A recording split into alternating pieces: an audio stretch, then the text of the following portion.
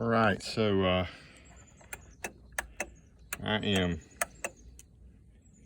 trying to get the tongue jack to go up today so I can hitch up. It doesn't work. So I started looking at the power cable.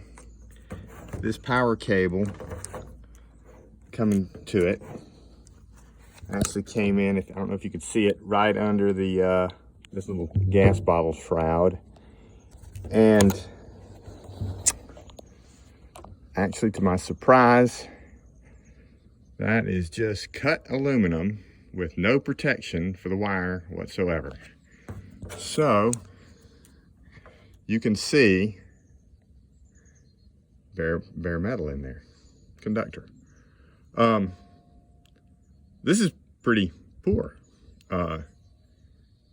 really poor craftsmanship, in my opinion, and probably unsafe. So I'm trying to understand how this happened. However, I suspect I've got a blown fuse, and I'm going to look at it and try to repair this, but this is the way it is from the factory.